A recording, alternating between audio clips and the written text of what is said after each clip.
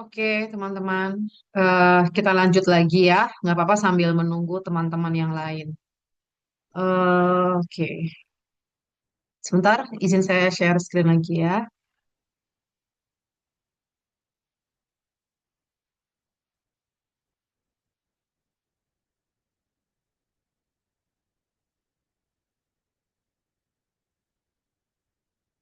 Oke, tadi kita sampai mana ya? Kesadaran, oke. Konsep, sebentar.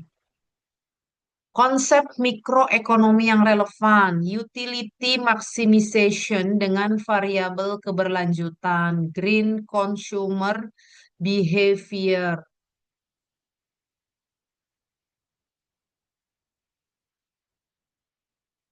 Oke, contoh kasus aja ya teman-teman ya. Konsumen, bentar nih, banyak yang pada minta admin.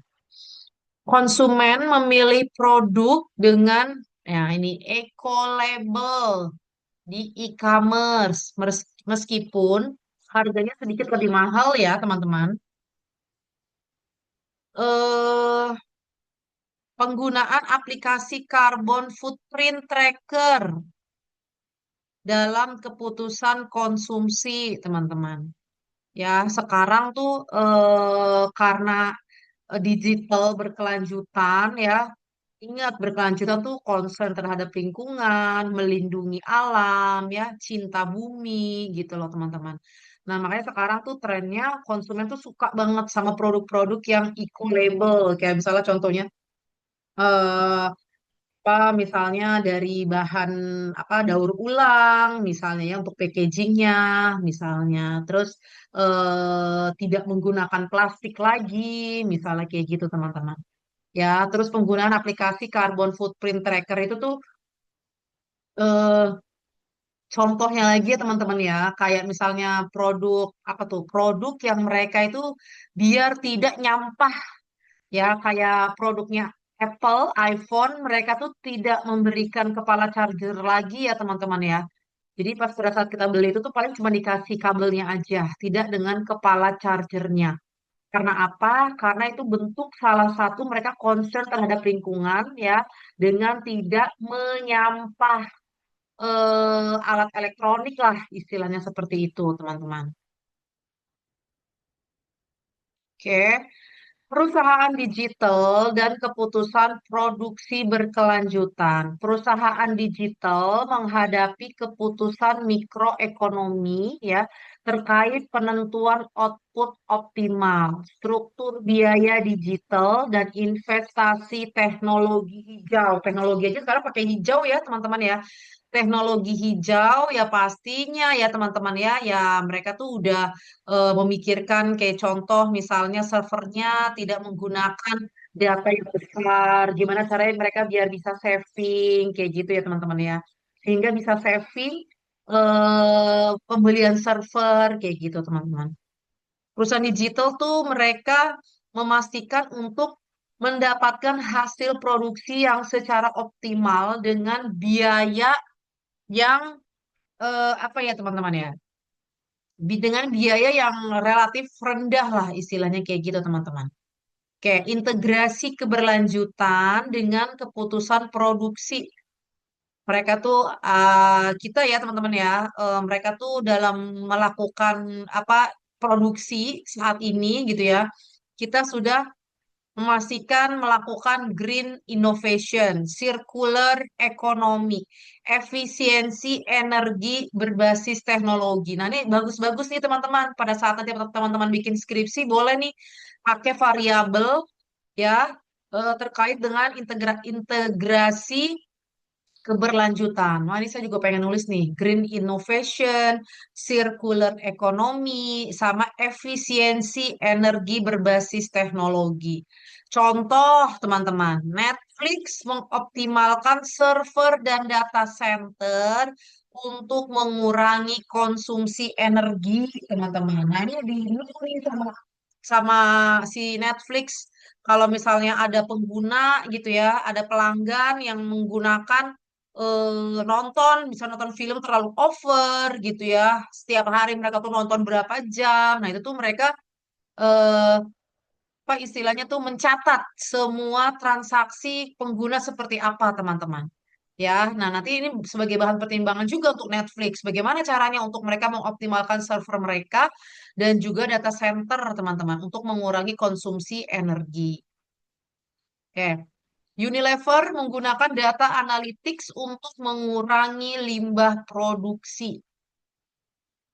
Harusnya Unilever tuh udah mulai switch ya, sudah mulai switching ke sesuatu yang green innovation, khususnya untuk packagingnya ya teman-teman ya. Janganlah tidak lagi menggunakan plastik misalnya gitu ya.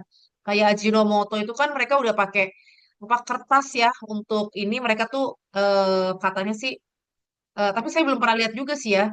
Ajinomoto produknya tuh udah pakai kertas gitu loh teman-teman. Nah, ini cara untuk mengurangi limbah produksi yang paling penting tuh kalau limbah plastik ya teman-teman ya. Karena apa? Karena ya plastik itu kan agak lama daur ulangnya. Nah, sekarang itu tuh harusnya ya teman-teman ya ada tren yang apa tapi saya agak lupa ya. Jadi eh semua produknya itu kita bisa manfaatkan 100% tanpa ada yang tersisa atau tanpa ada yang kita buang, teman-teman. Jadi intinya tuh kita, saya agak lupa ya itu apa ya ininya ya. Maksudnya tuh gimana caranya gaya hidup kita itu tuh kita misalnya nih beli apa nih ya, beli beli pisang gitu ya. Mau kita makan, misalnya mau kita masak gitu. Nah, pisangnya itu gimana tuh caranya? Biar tidak menghasilkan sampah, teman-teman.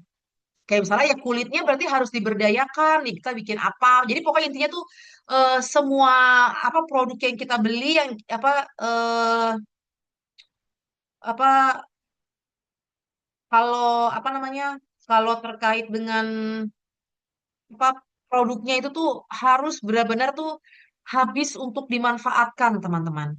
Ya, ada tuh tren kayak gitu tuh sekarang teman-teman. Jadi mereka itu tuh suatu keluarga gitu ya. Nah, itu mereka tuh akan mengeluarkan seminimal mungkin sampah rumah tangga mereka, teman-teman. Kayak gitu ya. Oke. Harga, insentif, dan mekanisme pasar digital berkelanjutan. Digitalisasi mempengaruhi mekanisme harga, teman-teman. Ini gimana sih? Ketutupan. Digitalisasi mempengaruhi mekanisme harga melalui dynamic pricing, personalized pricing, freemium model. Kebijakan harga berkelanjutan, internalizing environmental cost, carbon pricing, dan green premium. Oke, contoh dynamic pricing itu tuh harganya dinamis berubah-ubah sesuai dengan algoritma yang berlaku. Contoh dynamic pricing yang melakukannya itu biasanya perusahaan-perusahaan aplikasi. Kalau teman-teman itu pakai Traveloka, terus teman-teman pada pengen pergi ke mana ya? Misalnya naik pesawat, pergi ke Lampung misalnya, atau ya ke Lampung misalnya gitu teman-teman. Nah, itu satu baris penumpang di pesawat itu pastinya memiliki atau dia tuh beli tiketnya tuh beda-beda harganya. Mungkin kamu beli harganya 875, yang di sebelah kanan kamu mungkin cuman 820.000 gitu kan. Terus di sebelahnya lagi malah dapat 798.000 gitu loh teman-teman. Nah, itu yang dikatakan dengan dynamic pricing, teman-teman. Jadi kita benar-benar mendapatkan harga sesuai dengan momentum saat itu, teman-teman. Ya, jadi harga itu random, algoritma secara logik itu diubah-ubah. Oke, berikutnya personalized pricing itu maksudnya tuh harga yang dipersonalisasikan. Ya, kita akan ditawarkan sebuah produk yang memang kita sukai atau yang berpotensi untuk kita beli. Tapi tentunya dengan kemampuan harga yang kita miliki. Contoh paling gampang tuh personalized pricing tuh kayak misalnya mungkin produk-produk digital seperti kamu pengguna Telkomsel, kamu mau beli paket Netflix misalnya ya, atau ada penawaran lah dari Telkomsel gitu ya untuk produk Netflix. Nah, Telkomsel tahu gitu ya, sisa saldo pulsa kamu itu tuh cuman 12.000 gitu loh. Nah, sementara paket-paket berlangganan Netflix tuh ada yang harga 10.000 per minggu misalnya, atau harga 15.000 per 2 minggu gitu ya, atau harga 20.000 per bulan gitu ya. Nah, kalau personalized pricing, Telkomsel itu tuh akan menawarkan produk sesuai dengan pulsa yang kita punya. Jadi Telkomsel tuh nggak akan menawarkan ya harga berlangganan Netflix yang 15.000 atau apalagi 20.000, teman-teman. Dia pasti akan nawarin yang paket harga 10.000. Kenapa? Karena Telkomsel tahu sisa saldo pulsa kalian sebanyak 12.000. Kalau kita tawarin yang harganya 15.000, terus kamu klik oke mau beli, pasti hasilnya failed atau gagal. Gagalnya kenapa? Gagalnya pulsa tidak mencukupi. Gitu teman-teman. Itu namanya personalized pricing. Freemium model. Sekarang tuh ya ini khususnya untuk produk-produk digital ya teman-teman ya. Tapi boleh juga sih untuk produk-produk yang lain juga yang konvensional bisa dipakai. Freemium ada, ini bukan premium ya teman-teman ya. Kalau premium mungkin teman-teman tuh langganan tadi Netflix gitu ya selama 1 bulan harga 20.000 itu premium gitu ya, bisa nonton apa bla bla bla bla bla bla. Freemium itu tuh artinya kamu pakai layanan ini ya, misalnya kamu beli Netflix 2 hari gratis dulu teman-teman, free. Nah, setelah 2 hari kemudian kamu akan dikenakan biaya ya, misalnya kamu tuh misalnya oke paket premium gitu ya, per 2 hari harganya 10.000 misalnya ya. Nah, kamu sebelum itu boleh ya pakai layanannya gratis teman-teman selama 2 hari, tapi nanti di hari ketiga kamu akan dikenakan paket berlangganannya ya sebesar 10.000. Kayak gitu teman-teman. Jadi lumayan, kamu gratis 2 hari gitu ya teman-teman ya. Nah terus di hari berikutnya kamu tinggal lanjut deh bayar untuk langganannya. Oke, berikutnya kita ada kebijakan harga berkelanjutan. Ini yang tadi sih sebenarnya teman-teman ya. Contoh kasus, tarif kendaraan listrik yang lebih murah melalui subsidi pemerintah. Nah, kamu kalau pakai kendaraan listrik, mobil listrik, motor listrik, nah kamu akan dapat diskon atau biaya pajaknya itu kecil sekali, teman-teman. Kayak contoh misalnya mobil Pajero pajaknya setahun misalnya 8 juta gitu ya, teman-teman ya. Tapi kamu pada saat pakai kendaraan listrik, kamu tuh paling cuma 500.000 atau nggak nyampe 1 juta gitu loh teman-teman. Itu murah sekali teman-teman. Itu kebijakan dari pemerintah yang mereka memberikan subsidi gitu ya. Karena apa ya? Karena ini kan tidak meninggalkan polusi udara kan. Kalau yang namanya mobil listrik itu teman-teman ya, maka mereka kompensasi dengan subsidi BPKB ya yang murah. Terus belum lagi mereka tuh dapat benefit bebas jalanan tanpa kena yang namanya ganjil genap.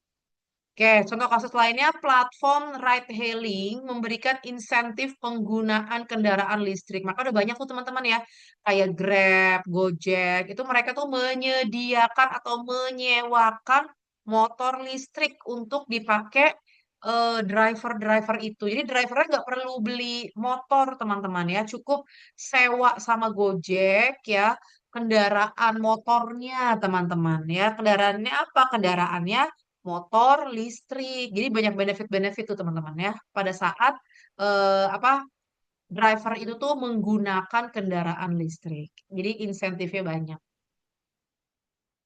Teman-teman ada yang mau ditanya sejauh ini?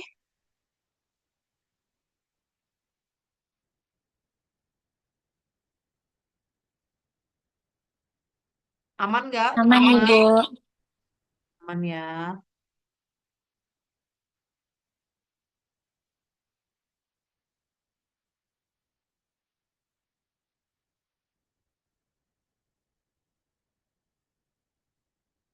Oke. Eksternalitas dan keberlanjutan dalam ekonomi digital. Oke, eksternalitas negatif, konsumsi energi data center. Nah, ini nih teman-teman ya, penggunaan apa sih? Teman-teman kan bisa bayangin ya, kayak misalnya eh, kita itu ya di digital itu tuh penggunaan data center tuh lumayan banget teman-teman. Apalagi pada saat peak season, trafficnya tuh gila banget, trafficnya tuh tinggi banget teman-teman. Nah, ini semua tuh mempengaruhi konsumsi energi server kita, misalnya gitu loh teman-teman. Ya, apalagi kalau misalnya nanti servernya tuh udah nggak bisa kepake karena loadnya terlalu rendah. Nah, itu mau digimanain gitu loh, limbahnya, sampahnya. Nah, makanya kita sekarang trennya itu tuh gimana caranya tuh mengkonsumsi energi di data center gitu ya, seminimal mungkin gitu loh teman-teman. Ya, walaupun tidak mengurangi aktivitas konsumen ya, yang mereka pengen tetap pakai Netflix, nonton berjam-jam, misalnya kayak gitu teman-teman. Lalu berikutnya eksternalitas positif, efisiensi distribusi, pengurangan emisi melalui digitalisasi. Efisiensi distribusi yaitu apa istilahnya tuh kalau sekarang kan kita udah ini ya teman-teman ya, apa istilahnya tuh pada saat kita apa melakukan distribusi itu lebih efektif, lebih efisien karena apa? Karena kita bisa ngedetect, kita bisa nge-track secara langsung dan secara real time ya posisi, estimasi sampai, terus sekarang ada di mana lokasinya itu bisa kedetect teman-teman. Jadi itu benar-benar efisiensi sekali dan efektif banget. Terus pengurangan emisi melalui digitalisasi. Karena dengan digitalisasi kita bisa mencatat berapa banyak karbon kopi yang sudah karbon kopi lagi. Karbon penggunaan karbon ya teman-teman ya. Yang tercatat gitu loh teman-teman. Ya, kayak misalnya nih kamu menggunakan bensin berapa liter, itu artinya kamu sudah menyumbang polusi udara berapa besar kayak gitu teman-teman. Ya, nanti bisa di alert, bisa ketahuan, oh ini kita mungkin ini nggak boleh pakai ada apa harus beralih nih ke motor ini gitu ya, ke motor listrik deh, jadi nggak Gojeknya yang motor listrik, misalnya kayak gitu. Oke, berikutnya peran teknologi dalam mengelola eksternalitas. Ya, jadi dengan adanya teknologi sekarang ya teman-teman ya, kita bisa mengelola, melihat, memonitoring kegiatan aktivitas secara eksternal di luar gitu loh teman-teman ya, tanpa kita tuh harus selalu involve, terlibat di dalamnya. Teman-teman mungkin sering dengar nih smart grid, smart city, smart home, smart office, ya yang smart-smart gitulah, smart kandang misalnya, atau smart petani, smart farming gitu ya, smart fishing, berkebun, apa nelayan gitu ya teman-teman ya. Nah, ini semuanya tuh menggunakan peran teknologi, teman-teman. Ya, kita jadi lebih efisien, efektif gitu ya apabila kita menggunakan misalnya smart office. Nah, smart office kayak gimana? Smart office tuh bagus banget, teman-teman. Dia tuh goalsnya apa, tujuannya apa? Yaitu untuk mengurangi penggunaan energi, teman-teman. Hemat listrik, hemat air, ya, hemat karbon gitu loh teman-teman. Contohnya kayak gimana? Contohnya misalnya nih, kamu masuk ke ruangan ya, ruangan tuh udah mendetek, pokoknya lampu itu akan terang apabila terdiri dari 10 orang yang masuk ke ruangan itu. Tapi ternyata yang baru masuk di ruang itu baru satu gitu loh teman-teman. Ya mungkin dia akan nyalain listriknya tuh redup sekali. Nah nanti pada saat udah ada orang 5, 7 gitu ya. Nah itu udah mulai agak terang lampunya. Sampai dengan misalnya 10, nah itu baru terang banget. Nah itu tuh lumayan teman-teman ya. Bisa saving energi listrik teman-teman. Ya, itu dengan smart grid. IoT untuk monitoring lingkungan. IoT. Nah, IoT itu sebenarnya sama ya teman-teman ya. IoT itu untuk yang smart-smart ini itu mereka dikatakan IoT, Internet of Things. Mereka itu tuh menggunakan internet base-nya gitu ya, plus dengan sensor teman-teman. Ya, IoT contohnya IoT apa? Internet of Things tadi. Contoh itu smart home, smart office, smart kandang, smart kebun, smart nelayan gitu loh teman-teman. Dia tuh pakai IoT atau misalnya smart jalan kayak jalanan nih teman-teman ya untuk menghemat energi listrik gitu ya teman-teman ya. Mereka pakai panel surya, let's say kayak gitu ya. Nah, jadi atau lampunya nih teman-teman ya, lampu jalan itu dia baru akan nyala misalnya jam 6 sore dan akan mati pada saat jam 5 pagi gitu loh teman-teman. Nggak mungkin tuh jamnya tuh bablas dimatiinnya misalnya jam 7 pagi karena apa? Karena operationnya gitu ya atau timnya gitu ya ketiduran gitu jadi bablas. Nah, nggak mungkin tuh teman-teman. Jadi dengan adanya IoT itu bisa terbantu tuh untuk monitoring lingkungan teman-teman. Sama kayak misalnya smart parking. IoT itu bisa ngedetect gitu. Oh, di mall itu penuh ternyata yang parkir. Ya udahlah jadi kita nggak jadi jalan misalnya. Nah, itu bisa monitoring juga. Lumayan kita mengurangi emisi. Jadi kita nggak perlu keluar lagi. Oke, contoh kasus penggunaan smart meter. Nah, ini smart meter nih untuk emak-emak biasanya ngurangin pemborosan energi rumah tangga. Smart, smart apa ya? Misalnya bisa untuk smart gas juga ya, penggunaan gas LPG gitu-gitu loh. Listrik sih kalau ini penggunaan smart meter tuh penggunaan listrik ya teman-teman ya. Itu bisa ada alert, dia ngasih tahu penggunaan kamu sampai dengan saat ini udah segini gitu ya. Pastikan kamu menghemat penggunaan listrik gitu ya agar kamu listriknya bisa dihemat jadi kamu nggak perlu bayar lagi di waktu yang seharusnya misalnya kayak gitu. Nah, ini platform agritech, agriculture teknologi membantu petani mengurangi penggunaan pupuk berlebih. Nah, itu bisa dipakai sistem tuh teman-teman, disebar, ya dilempar. Nah, itu by sistem semua teman-teman. Jadi kita nggak perlu pakai petani nih untuk ngasih pupuk ya. Kalau pakai pupuk secara manual kan bisa kebanyakan, bisa kekurangan gitu. Tapi kalau by system, dia langsung otomatis jumlahnya pasti presisi. Jumlahnya yang disebar tuh pasti sama teman-teman, nggak ada perbedaan. Jadi nggak kelebihan, nggak kekurangan. Jadi pas takarannya.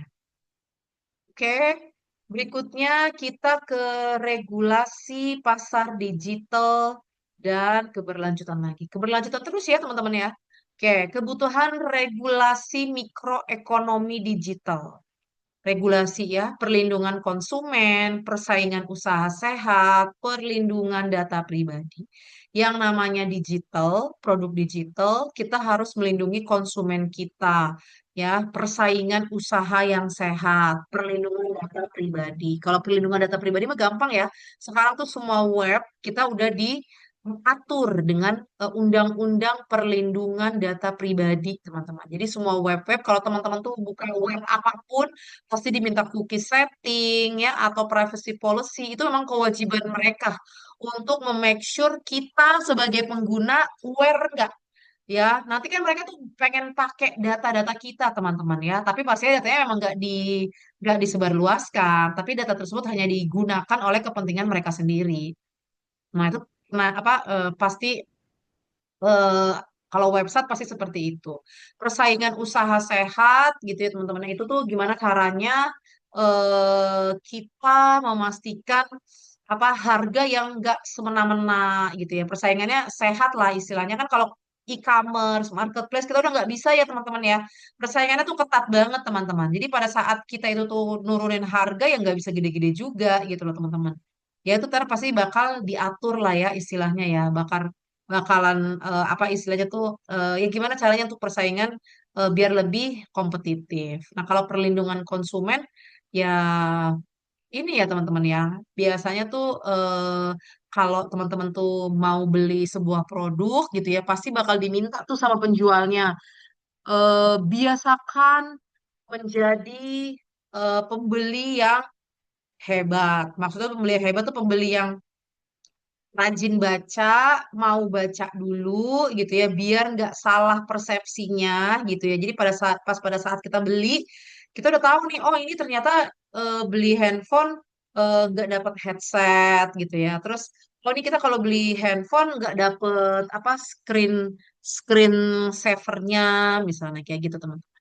Regulasi berbasis keberlanjutan, ESG, environmental apa ya teman-teman ya? Agak lupa tuh. ESG reporting, carbon disclosure, green digital policy. Ini bagus banget. Ini regulasi-regulasi berbasis keberlanjutan. Contoh, regulasi data center ramah lingkungan udah diberlakukan di Uni Eropa. Di Indonesia kayak belum ya teman-teman ya. Nah ini gimana caranya nih teman-teman ya? Kita menggunakan traffic yang semaksimal mungkin gitu ya. Kita jaga, jangan berlebihan gitu ya. Sehingga apa? Sehingga penggunaan server kita di data center tuh nggak terlalu over gitu loh teman-teman. Ya sesuatu data yang kita udah nggak pakai kita minimize, mungkin kita backup di luar misalnya kayak gitu. Aturan TKDN dan Green Compliance pada industri digital Indonesia. TKDN tuh ini teman-teman ya. TKDN T-nya apa saya lupa ya. Komponen dalam negeri. T-nya apa ya? Pokoknya ini untuk perusahaan-perusahaan dari luar kalau mereka memang pengen di Indonesia, mereka tuh harus memiliki unsur komponen dalam negeri berapa persen.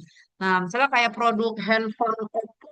Nah, Oppo kan dari luar negeri tuh teman-teman. Kalau mereka tuh pengen dapat apa ya, dapat pajak potongan pajak dari kita lebih murah gitu ya. Terus atau kita misalnya apa perusahaan apa pemerintah akan mempermudah penjualan Oppo gitu ya di Indonesia gitu ya. Itu ada syaratnya ya. Either kamu tuh buka produksi di sini atau pokoknya tuh teman-teman ya produk Oppo-nya itu tuh sampai dengan plastiknya, sampai dengan bungkusnya itu harus memenuhi ukuran TKDN ya. Harus berapa puluh persen nih komponen dalam negerinya. Misalnya kayak dusnya dibikinnya di Indonesia. Terus konten-kontennya pakai konten-konten mobile apps-nya Indonesia. Nah, itu aturan TKDN, teman-teman. Ya, ada berapa persen unsurnya ya sehingga mereka bisa mudah masuk ke Indonesia.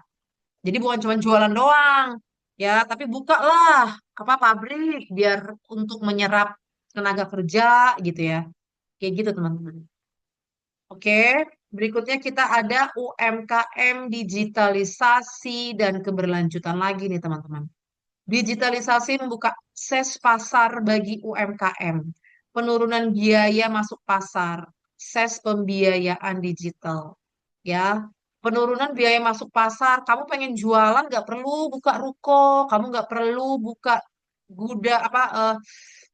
apa namanya showroom atau kamu nggak perlu buka tenda misalnya teman-teman ya. Kamu cukup jualan di marketplace yang ada. Kamu bisa jualin produk-produk kamu gitu ya secara digital di marketplace kayak di Shopee, Tokopedia dan lain sebagainya. UMKM berkelanjutan ya, produksi berbasis lokal. Kamu jual produk-produk yang notabene atau ingredients-nya, bahan bakunya itu lokal ya, teman-teman ya. Oke. Pengurangan limbah ya. Pastiin pada saat kalau yang namanya UMKM keberlanjutan itu mereka tuh udah pasti misalnya memanfaatkan barang bekas, karton bekas gitu ya. Karena apa? Karena mereka mau mengurangi dalam berkontribusi menghasilkan limbah baru ya, teman-teman ya. Jangan kita tuh punya industri, punya usaha, tapi berkontribusi besar dalam menciptakan limbah, menghasilkan sampah gitu loh teman-teman. Ya, terus pemanfaatan platform digital. Contoh, UMKM lokal menggunakan Instagram dan Marketplace untuk jualan produk mereka, produk yang ramah lingkungan, teman-teman. Ya, oke, teman-teman kita bentar lagi habis lagi nih. Platform link UMKM BRI, ya itu ada platform mobile apps-nya BRI namanya link UMKM ya teman-teman ya, membantu UMKM naik kelas secara digital. Di link UMKM ini banyak banget nih teman-teman ngajarin mereka apa branding seperti apa gitu ya kayak semacam tutorial gitu loh. Terus kemudahan untuk mendapatkan pendanaan ya ini dengan link UMKM BRI.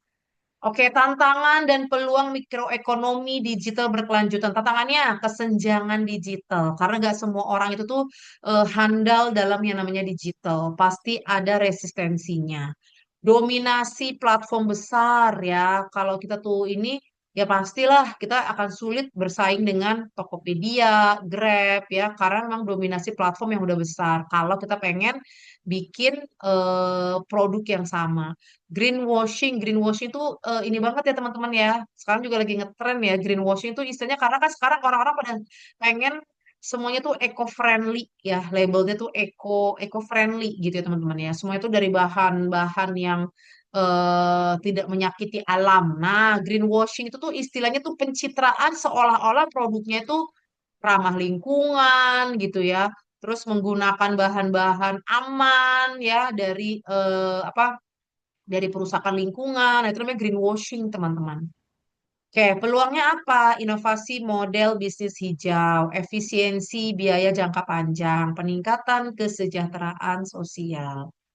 Oke, implikasi kebijakan dan pembelajarannya, teman-teman, mendorong regulasi eh, pro inovasi dan pro lingkungan. Jadi selalu kita tuh eh, berharap dengan yang namanya inovasi yang terbaru dan tapi kita juga harus concern dengan yang namanya lingkungan.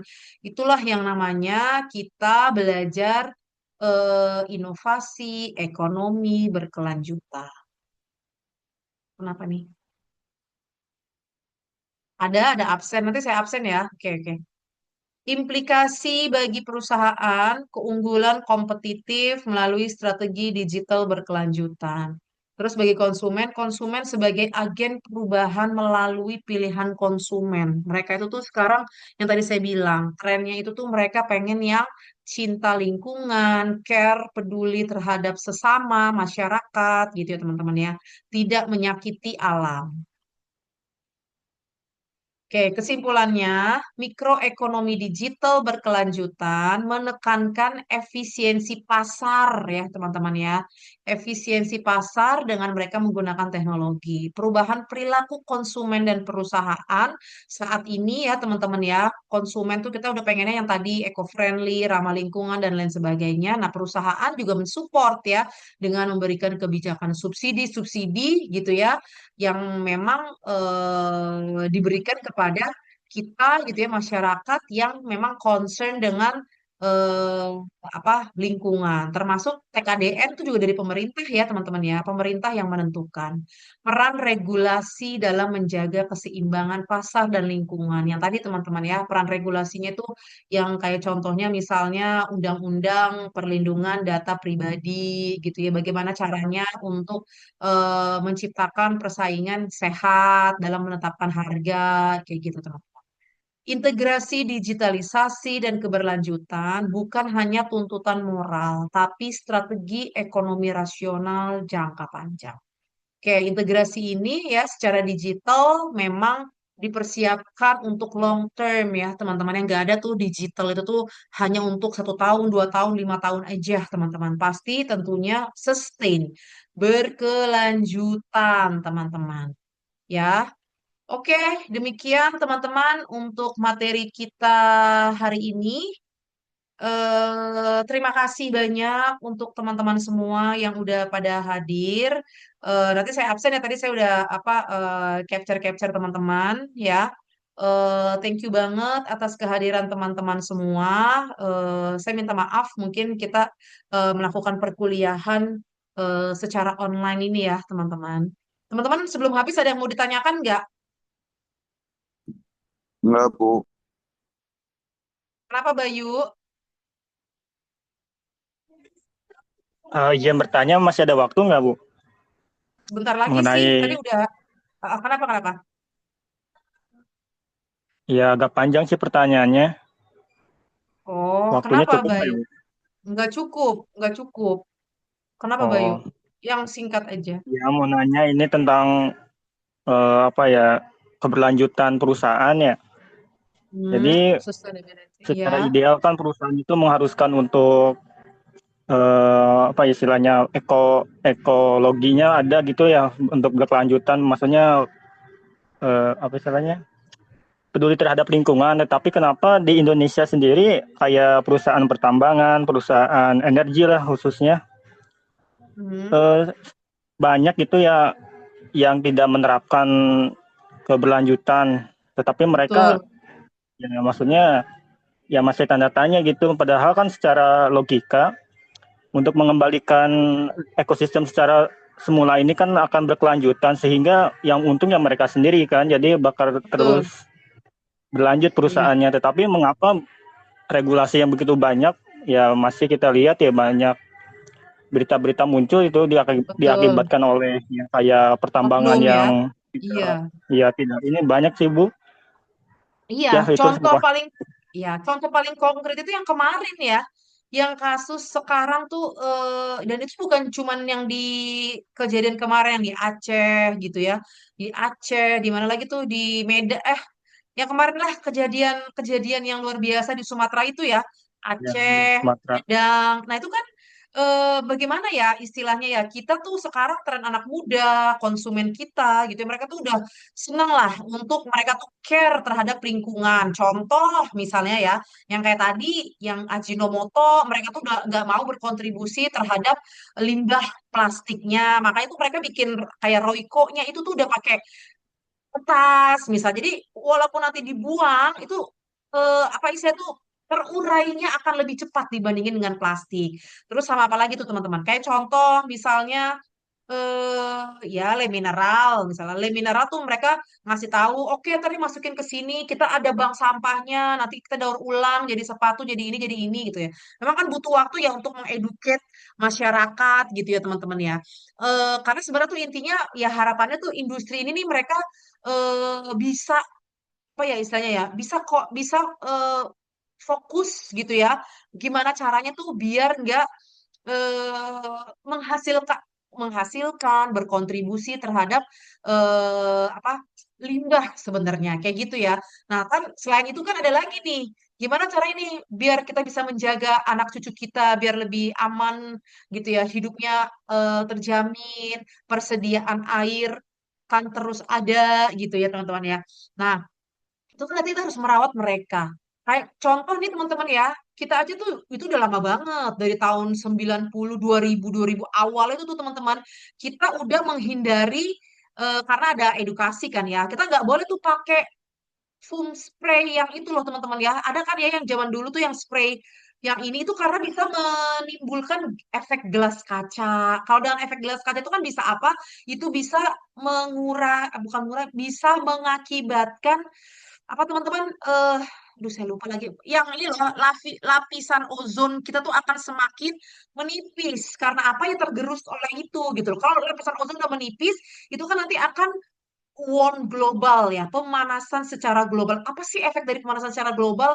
Itu paling simple, paling gampang ya yang kita bisa pahami itu otomatis glacier ya yang di apa namanya teman-teman Antartika itu tuh akan mencair. Nah, kalau udah mencair berarti apa tuh teman-teman? Selain pemanasan global, itu tuh air di laut tuh akan panas. Jadi gampangnya kita kayak masak air aja teman-teman. Itu akan mendidih. Kalau mendidih apa yang terjadi yang ada di dalam lautnya itu? Ya pasti akan mati teman-teman. Ya itu pemanasan global itu kaitannya sampai ke situ tuh teman-teman. Nah ini sekarang saya mau nyikapi yang kasus kemarin yang di Sumatera.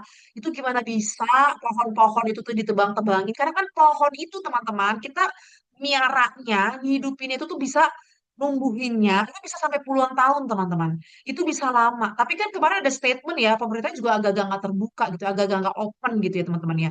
Mereka tuh malah ngasih dalih karena perilaku konsumen yang sekarang pada suka minum kopi. Akhirnya apa namanya itu hutan-hutan ya dibabat-babatin untuk jadi apa katanya? Untuk bikin tanaman kopi. Misalnya kayak gitu loh. Ya, habis.